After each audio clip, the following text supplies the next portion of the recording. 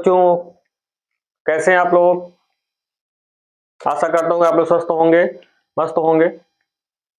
आपका अपना दोस्त अरविंद सर आपके लिए एक नया टॉपिक लेकर आया है, वंशागति तथा विविधता के सिद्धांत।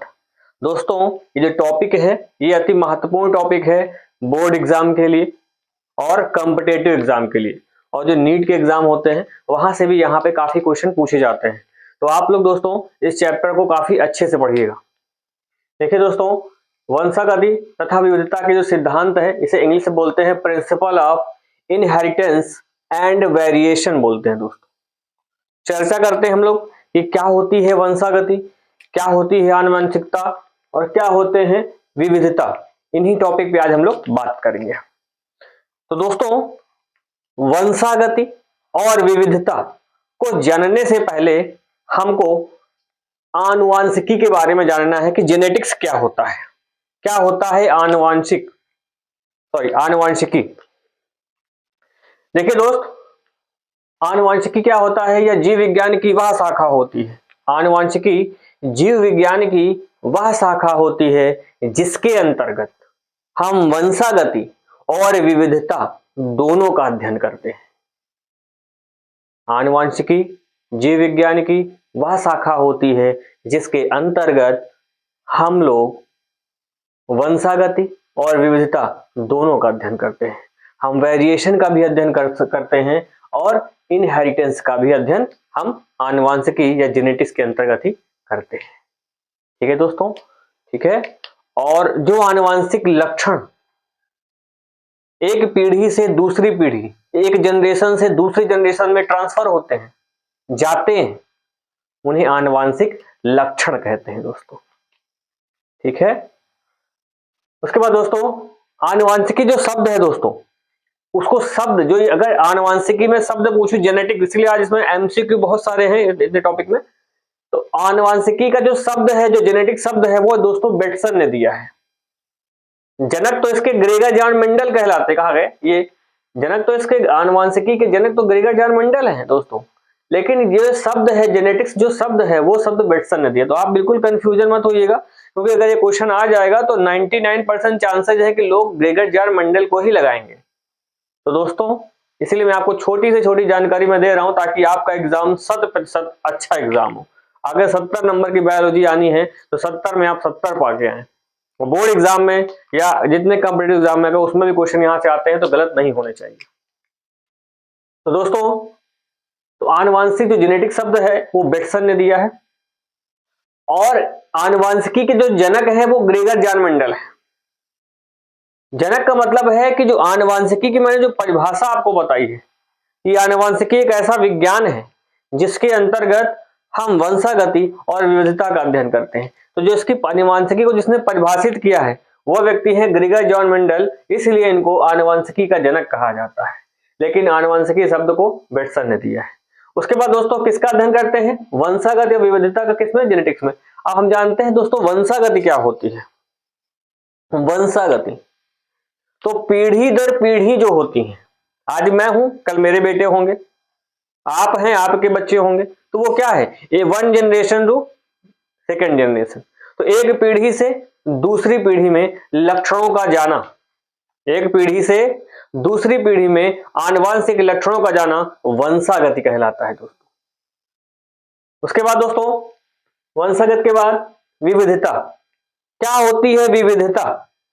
तो देखिए दोस्तों, विविधता कोई बहुत कठिन शब्द नहीं है सॉरी, इसको इंग्लिश में वेरिएशन बोलते हैं दोस्तों। विविधता को आप भिन्न भिन्न चीजों से आप मतलब समझ सकते हैं कि विविधता का मतलब ये होता है कि विभिन्न प्रकार के, मतलब भिन्न भिन्न, अलग अलग, विविधता का मतलब ये होता है। तो दोस्तों, विविधता क्या होती है? अब हम पढ़ रहे हैं चैप्टर आनुवांशिकी में, तो विविधता को हम लोग यहां पे इस परिप्रेक्ष्य में समझेंगे। तो विविधता क्या होती है?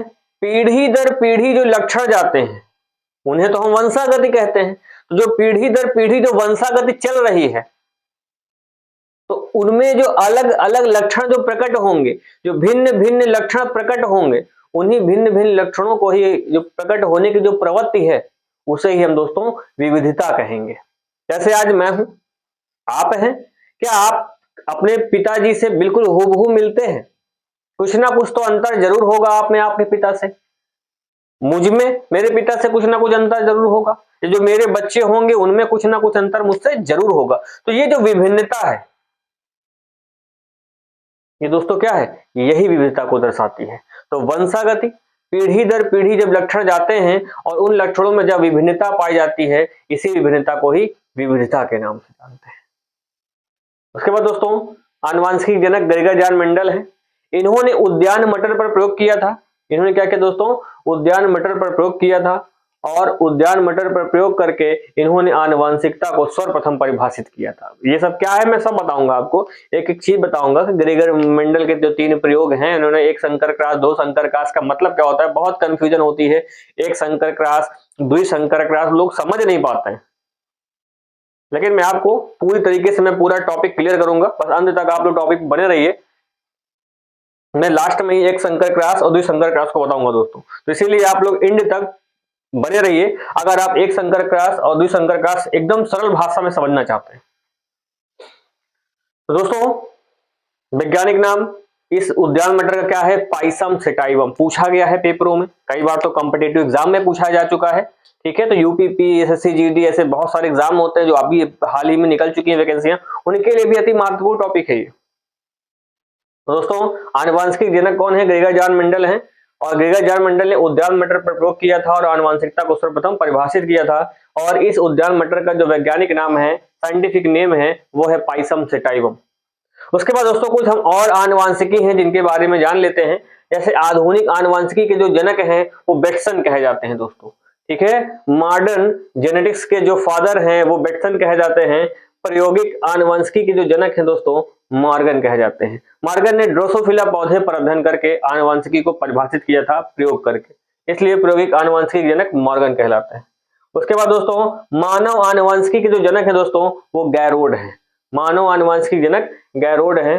उसके बाद दोस्तों आप देख सकते हैं मेंडल का एक संकरण प्रयोग और द्विसंकरण प्रयोग। दोस्तों आप वीडियो के अंत तक बने रहें, मैं आपको इतने सरल भाषा में दोनों को समझाऊंगा कि आप लोग जिंदगी में नहीं भूलेंगे, तो इसलिए आप लोग बिल्कुल अंत तक बने रहें। उसके बाद दोस्तों देखिए यहाँ पे लिखा हुआ है आनुवांशिकता से संबंधित महत्वपूर्ण तथ्य। तो दोस्तों इसे बताने से पहले मैं आपके लिए इतनी मेहनत कर रहा हूँ, रात में मैं बिल्कुल रात का समय है, मैं पढ़ा रहा हूँ आपको। तो दोस्तों आप लोग का भी फर्ज बनता है कि चैनल को सब्सक्राइब करें, लाइक करें। लाइक करेंगे तो मेरा भी हौसला बढ़ता है, तो आप लोग जरूर चैनल को लाइक भी करिए। दोस्तों आनुवांशिकता से संबंधित कुछ महत्वपूर्ण तथ्य है जिनमें से है कारक, इसे हम फैक्टर बोलते हैं।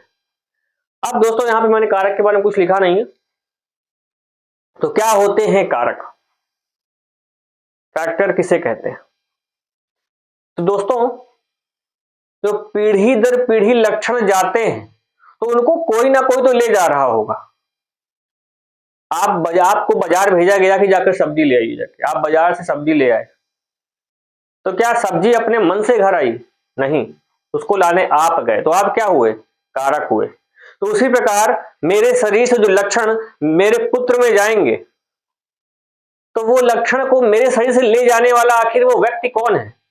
कौन है वो इंसान? कौन है? तो वो जो ले जा रहा है इंसान तो नहीं है वो, फिलहाल समझाने के लिए मैंने बोला, तो वो जो ले जा रहा है वो है कौन? तो वही दोस्तों कारक कहलाता है। अब बात आती है कि जो मेरे लक्षणों को मेरे पुत्र में ले जा रहा है, तो उसे तो मैंने कारक बोल दिया, लेकिन कारक होते क्या है? तो दोस्तों आनुवांशिक लक्षणों को पीढ़ी दर पीढ़ी ले जाने का कार्य जीन का होता है। किसका होता है दोस्तों? जीन का होता है दोस्तों। तो हमारा कारक क्या हुआ? जीन हुआ। कारक क्या हुआ दोस्तों? जीन हुआ।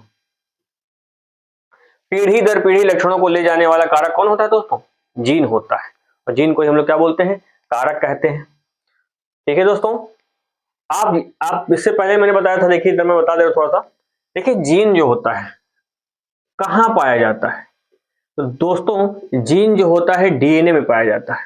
कहां पाया जाता है? डीएनए में। अब मैं आपको थोड़ा चित्र के माध्यम बता देता हूं। अब डीएनए कहां पाया जाता है? तो गुणसूत्र में पाया जाता है। डीएनए गुणसूत्र में पाया जाता है। तो दोस्तों देखिए ये गुणसूत्र है। अब गुणसूत्र कहां पाया जाता है? तो केंद्र में पाया जाता है।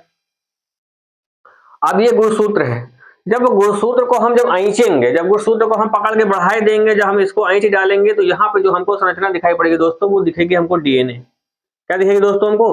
वो डीएनए दिखेगी। और जब डीएनए को पकड़ के हम और ऐंचेंगे तो उसके बाद उसमें हमको क्या दिखाई पड़ेगा दोस्तों? तब हमको जीन दिखाई पड़ेगा। तो दोस्तों जो गुणसूत्र होता है वो कहाँ पाया जाता है? वो केंद्रक में पाया जाता है। वो केंद्रक में पाया जाता है, मतलब गुणसूत्र केंद्रक में पाया जाता है और गुणसूत्र में डीएनए पाया जाता है और डीएनए में जीन पाया जाता है। तो दोस्तों आप इसको ऐसे बना सकते हैं डायग्राम के माध्यम से। तो लिखेंगे पहले केंद्रक, पहले केंद्रक, और केंद्रक में पाया जाता है गुणसूत्र, जिसे हम क्रोमोसोम बोलते हैं, गुणसूत्र, और गुणसूत्र पाया जाता है डीएनए, और डीएनए में पाया जाता है जीन। दोस्तों आप कैसे इसके स्ट्रक्चर के माध्यम से याद कर लीजिएगा कि केंद्रक में गुणसूत्र, गुणसूत्र में डीएनए और डीएनए में जीन पाया जाता है। जब गुणसूत्र को हमको जब डीएनए चेक करना होता है तो हम गुणसूत्र को देखते हैं, गुणसूत्र को जब खींचते हैं, बढ़ाते हैं, तब हमको वहां पे डीएनए दिखता है, और डीएनए को जब हम और खींच देते हैं तब हमको जाके वहां पे जीन प्रकट दिखाई देता है। तो आप लोग समझ गए होंगे कि जीन कहाँ पाया जाता है। तो जीन डीएनए में पाया जाता है, फिर डीएनए कहाँ पाया जाता है? तो डीएनए गुणसूत्र में पाया जाता है, गुणसूत्र कहाँ पाया जाता है? तो गुणसूत्र केंद्रक में पाया जाता है। तो दोस्तों ये भूलिएगा नहीं, इससे क्वेश्चन कई पूछे जाते हैं पेपरों में सीधे तौर पे। तो दोस्तों बात आती है फिर जो जीन शब्द है, इसे किसने दिया है? मैंने बताया ना कि आज मैं आपको एमसीक्यू बहुत सारे दूंगा। तो जो जीन शब्द है, जो जीन शब्द है, इसे दिया किसने है? तो इसे दिया है जोहानसन ने दोस्तों। किसने दिया है? जोहानसन नामक व्यक्ति ने दिया है। इसे जोहानसन नामक वैज्ञानिक ने जीन शब्द प्रदान किया है। ठीक है दोस्तों, उसके बाद बात आती है कि जीन को हम पहचानेंगे कैसे? तो जीन को चिन्ह के रूप में, चिन्ह के रूप में इसे, इसका चिन्ह क्या होता है? टी टी, उसके बाद small T, capital T, small T. ठीक है दोस्तों, ये इसके चिन्ह होते हैं। अब बात आती है कि चिन्ह दिया किसने है दोस्तों? तो ये चिन्ह देने वाला जो व्यक्ति है, जो वैज्ञानिक है, वो है मॉर्गन। दोस्तों आप देख सकते हैं कि जीन शब्द जो है वो जोहानसन नामक वैज्ञानिक ने दिया है, और जीन के जो प्रतीक चिन्ह है वो मॉर्गन ने दिया है। जीन क्या होता है? आनुवांशिक लक्षणों को पीढ़ी दर पीढ़ी ले जाने वाला कारक होता है। जीन कहाँ पाया जाता है? तो जीन डीएनए में पाया जाता है। डीएनए कहाँ पाया जाता है? तो डीएनए गुणसूत्र में पाया जाता है। गुणसूत्र कहाँ पाया जाता है? तो गुणसूत्र केंद्रक में पाया जाता है। ठीक है दोस्तों, उसके बाद दोस्तों युग्म विकल्पी, जिसे हम लोग इंग्लिश में एलील बोलते हैं, युग्म विकल्पी को इंग्लिश में एलील बोलते हैं। ये होते क्या है? ये एक जोड़ी जीन होते हैं जो एक लक्षण को निर्धारित करते हैं। दोस्तों एलील क्या होते हैं? ये एक जोड़ी जीन को ही हम एलील या युग्म विकल्पी कहते हैं, और ये एक लक्षण को निर्धारित करते हैं। तो एलील शब्द है दोस्तों, ये किसने दिया है? बेटसन ने दिया है। एलील शब्द किसने दिया है? बेटसन ने दिया है। ये जीन गुणसूत्रों के ऊपर पाए जाते हैं। कहाँ पाए जाते हैं दोस्तों? ये जीन गुणसूत्रों के ऊपर पाए जाते हैं। समझ गए होंगे आप लोग। उसके बाद दोस्तों समयुग्मनज, इतने हो दोस्तों। क्या होता है सम? आप शब्द सही समझ रहे होंगे। समयुग्मनज मतलब जो युग्मनज है, जो जाइगोट है, वो क्या है दोस्तों? समान है। जब दो जाइगोट, दो युग्मनज समान होते हैं तो उन्हीं युग्मनजों को हम समयुग्मनज कहते हैं, और ये समान लक्षण को प्रकट करेंगे दोस्तों। तो समयुग्मनज को देख लीजिए एक बार, यहां बता दे रहा हूं मैं। देखिए दोस्तों समयुग्मनज क्या होता है? जैसे एक नर है और एक मादा है। ठीक है दोस्तों, इसमें क्या है? गुणसूत्र है, इसमें भी गुणसूत्र है। टोटल कितने होते हैं दोस्तों? 46 होते हैं, 23 जोड़ी गुणसूत्र होते हैं। ठीक है दोस्तों, और 23 नर से जाते हैं और 23 मादा से जाते हैं। तो देखिए एक टी इसमें, एक जीन इसमें और एक जीन इसमें, तो मतलब देखिए समान जीन है कि नहीं? ये कैपिटल टी और कैपिटल टी। जब दोनों जीन समान हैं, जब दोनों युग्मक समान हैं, तो इसे हम क्या बोलेंगे दोस्तों? समयुग्मक। अब जब नर युग्मक और मादा युग्मक दोनों आपस, नर युग्मक क्या होता है दोस्तों? तो जानते हैं नर युग्मक शुक्राणु होता है, और मादा युग्मक दोस्तों क्या होता है? अंडाणु होता है।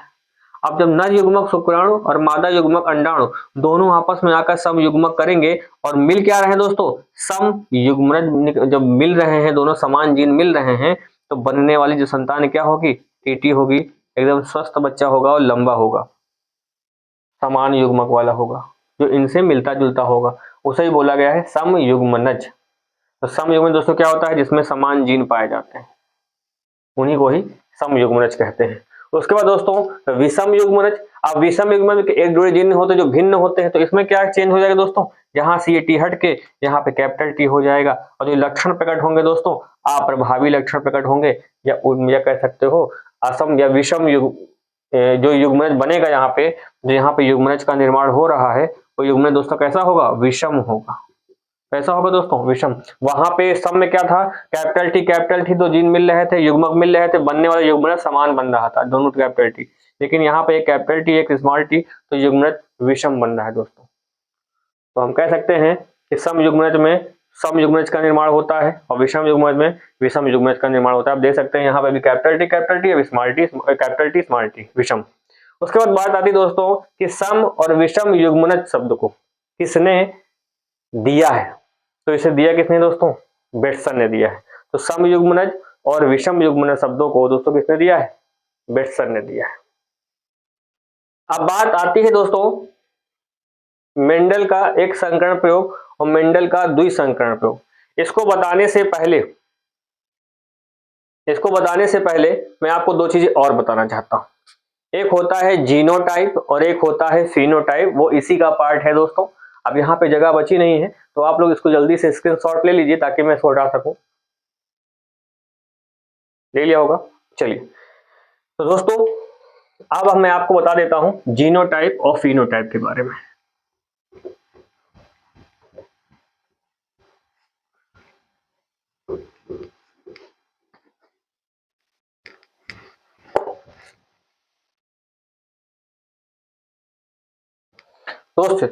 देखिए दोस्तों, सबसे पहले हम जानते हैं जीनोटाइप के बारे में।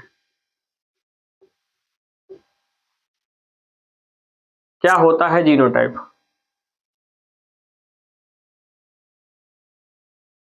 जब हमारे शरीर में जीन के द्वारा लक्षण प्रकट हो, जब हमारे शरीर में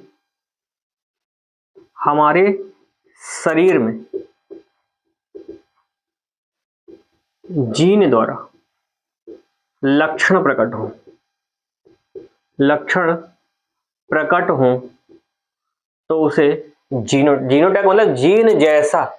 तो जो मेरे जीन होंगे वही मेरे बेटे के जीन होंगे, जो मेरे जीन होंगे वही मेरे बेटे में जीन होंगे। तो मेरा जीन जो मेरे बेटे में जो जाके लक्षण प्रकट कर रहा है उसी प्रक्रिया को हम क्या बोलेंगे, जीनोटाइप कहेंगे। तो दोस्तों देखिए, हमारे शरीर में जीन द्वारा क्या होता है, जीन द्वारा लक्षण प्रकट हो तो उसे ही जीनोटाइप कहते हैं।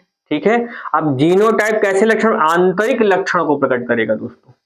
कैसे लक्षण को, आंतरिक लक्षण को प्रकट करेगा दोस्तों। ठीक है दोस्तों, तो जीनोटाइप आंतरिक लक्षण को प्रकट करेगा जो हमें दिखाई नहीं देंगे, जिन्हें हम समझ सकते हैं कि हाँ मेरा स्वभाव ऐसा है, मेरे बच्चे का भी स्वभाव ऐसा है, मैं पढ़ने में तेज हूं तो मेरा बच्चा भी पढ़ने में तेज है।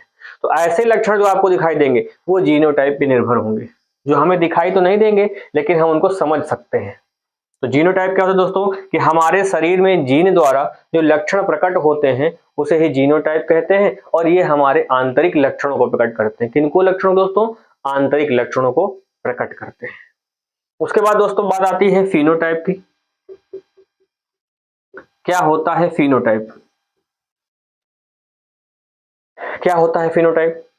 तो जीनोटाइप तो आप समझ गए होंगे कि जीन द्वारा लक्षण प्रकट होंगे तो जीनोटाइप आंतरिक लक्षण प्रकट करते हैं। फिनोटाइप क्या होता है? ये हमारे बाहरी लक्षण को प्रकट करते हैं। ये हमारे शरीर के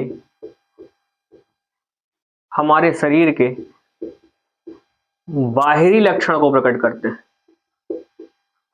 बाहरी लक्षण को प्रकट करते हैं। मतलब इसका मतलब क्या, तो दोस्तों फिनोटाइप के द्वारा क्या होगा, ये हमारे शरीर के बाहरी लक्षण को प्रकट करते हैं। मतलब ये कि हम इन्हें देख सकते हैं, हम इन लक्षणों को देख सकते हैं, हम इन लक्षणों को देख सकते हैं। मान लीजिए आपसे क्वेश्चन यही आ गया कि हम किन लक्षणों दे सकते हैं, फिनोटाइप है जीनोटाइप है, दोनों इनमें से कोई नहीं, तो किनको, तो हम फिनोटाइप को दे सकते हैं, देख सकते हैं। अब हम इन लक्षणों को देख सकते हैं।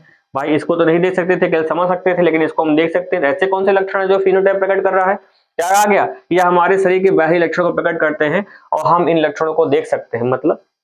मतलब ये दोस्तों कि आप किसी को देख सकते हैं कि वो व्यक्ति लंबा है, कि बौना है, उसकी नाक चपटी है ना, नाक चपटी है कि नाक उठी है, दुनियादारी, अब आंख बड़ी है ना, आंख क्या है, आंख बड़ी है कि छोटी है, हम उसके हाथ पैर लंबे हैं कि बड़े हैं, उसका फेस कैसा है, उसका रंग कैसा है, तो ये चीजें आप देख पा रहे हैं।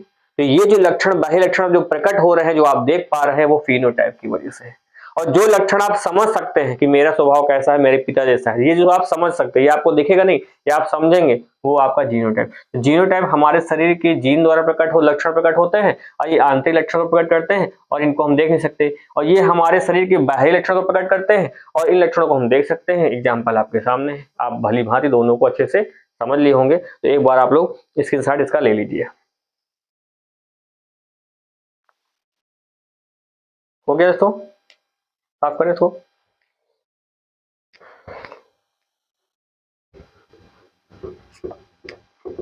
उसके बाद दोस्तों एक क्वेश्चन और यहां से एक नोट करके क्वेश्चन एक और नोट कर लीजिएगा एमसीक्यू के रूप में, कि जीनोटाइप प्लस फिनोटाइप, बहुत इंपॉर्टेंट, मैं आपको सारे क्वेश्चन बता रहा हूं आज। जीनोटाइप फिनोटाइप जो शब्द है, ये जो वर्ड है, वर्ड ये किसने दिया है, तो ये दिया है जोहानसन ने दोस्तों। किसने दिया दोस्तों, तो ये दोनों जो शब्द हैं वो जोहानसन नामक वैज्ञानिक ने दिया है दोस्तों। उसके बाद दोस्तों अभी मैंने बात की है कि मेंडल का एक संकर और द्विसंकर, तो हम पहले जानते हैं मेंडल का एक संकर। मैं आपको ऐसे नॉर्मल बेसिक बता रहा हूं कि मैं आपको विस्तार से एक संकरण प्रयोग, क्या होता है एक संकरण प्रयोग मेंडल का, इन्होंने क्या परिभाषित किया। तो दोस्तों ये कुछ नहीं है, इतना सरल है ये, बस समझाना और समझना इसी का फेर होता है। और आज मैं आपको जब मैं बताऊंगा इसको तो आप कहेंगे कि ये बहुत सरल था। तो इसीलिए भी दोस्तों, तो वीडियो को अगर आपने लाइक अभी तक नहीं किया हो तो आप लोग वीडियो को पहले लाइक करिए, और अगर सब्सक्राइब नहीं किया हो, आप अगर मेरे चैनल पर नए हो तो आप उसको सब्सक्राइब करिए। तो मैं आज इसको आपको बताने जा रहा हूं दोस्तों। देखिए दोस्तों, मेंडल का एक संकरण प्रयोग। एक संकरण का मतलब क्या है दोस्तों, एक का मतलब आप खुद समझ लो, कोई चीज है जो एक ली जा रही है, समझ सकते हैं। जैसे दोस्तों ये कौन बबुआ है ना दोस्तों, ये कोई बबुआ है ना, ये कोई बबुआ है और एक बबुनी, एक मान लो ये बबुआ है, बबुनी मान लो, ये बबुनी है कोनो, ठीक दोस्तों, ये बबुआ है, लिखे भी दे रहे हैं, बबुनी है ये और ये बबुआ है। ये एक नर है, बबुनी है ना, ये तो अरे गुस्सा आ जाएंगे भी, बबुनी है, ये मादा है और ये नर है, ठीक है, ये मादा है और ये नर है। जब दोस्तों हम इस मादा और इस नर के एक लक्षण को लेकर हम जब क्रॉस कराएंगे, क्रॉस का मतलब संकरण, जब हम इनके एक लक्षण को लेकर सिर्फ क्रॉस कराएंगे या संकरण कराएंगे, तो वो जो हमें प्राप्त होने वाला जो संकरण है दोस्तों, वो एक संकरण प्रयोग कहलाएगा। आपको समझ में आया कि नहीं आया, कमेंट करके जरूर बताइएगा। कितना सरल है ये, बहुत सरल है। अभी मैं आपके तीनों नियम बताऊंगा तो आपको लगेगा कि तो अभी तक जो आप कठिन समझ रहे थे 2 साल से, वो आपको 5 मिनट में एकदम सरल लगने लगेगा। तो आप समझ गए कि मेंडल का एक संकरण प्रयोग क्या है दोस्तों, तो एक नर और एक मादा, लेकिन इनके हम कौन से लक्षण लेंगे, सिर्फ इनके हम एक लक्षण लेंगे। हम मान लेते हैं कि एक कान इनका बड़ा है और इनके हम कान के लक्षण लेते हैं, एक कान इनका छोटा है, एक कान इनका बड़ा और एक कान इनका छोटा। तो हम कान के अनुसार जो लक्षण लेंगे, हमने कहा कि हमने कान के आधार पर जब हम इनको मिलाएंगे दोस्तों, तो जो संकरण हमको प्राप्त होगा दोस्तों, वो कैसा संकरण होगा? एक संकरण होगा, क्योंकि हमने कितने गुण लिए? सिर्फ एक गुण लिए। अगर हम 2 गुण ले लेंगे तो कितने संकरण हो जाएगा दोस्तों? 2 संकरण हो जाएगा। सरल है या कठिन है बताइए? तो आज तक आप लोग एक संकर क्रास और द्विसंकर क्रास में बड़ा कंफ्यूजन रहते होंगे, लाल, झुर्रीदार, पीला, वो मैं सब बताऊंगा आपको। इतना सरल है दोस्तों कि एकदम आपके लिए हलवा हो जाएगा। तो एक संकरण क्रास क्या होता है दोस्तों? जब एक नर और एक मादा दोनों के एक लक्षण को लेकर जब हम क्रॉस कराएंगे तो ऐसा जो प्रयोग हमको प्राप्त होगा वो मेंडल का एक संकरण प्रयोग कहलाएगा। ठीक है दोस्तों, अब यहीं पे अगर हम द्विसंकरण को समझ लेते हैं जल्दी से दोस्तों, द्विसंकरण प्रयोग। अब दोस्तों द्विसंकरण प्रयोग क्या है? अभी तक मैंने सिर्फ एक लक्षण लिए थे, अब हम इनके 2 लक्षण लेंगे। अब हम जब इन नर और मादा के 2 लक्षणों को लेकर, एक तो मैंने कान ले लिया, दूसरा इनका रंग रूप ले लिया, अगर हम इनके 2 लक्षणों को लेकर इन और नर और मादा के शुक्राणु और अंडाणु के मध्य निषेचन कराएंगे, संकरण कराएंगे, तो जो हमें प्रयोग प्राप्त होगा द्विसंकरण क्रॉस प्राप्त होगा दोस्तों। तो आप लोग अच्छे समझ गए होंगे कि एक संकरण क्रॉस प्रयोग क्या होता है और द्विसंकरण प्रयोग क्या होता है। एक संकरण में एक गुण लेंगे, द्विसंकरण में 2 लक्षण लेंगे। समझ गए होंगे आप लोग भली भांति। तो दोस्तों इस पे हम लोग चर्चा कल करेंगे। तो दोस्तों अगर आप लोग मेरे चैनल को सब्सक्राइब ना किया हो अभी तक तो आप लोग सब्सक्राइब कर लीजिएगा, बेल आइकन को क्लिक कर लीजिएगा ताकि आपको नोटिफिकेशन मिलती रहे।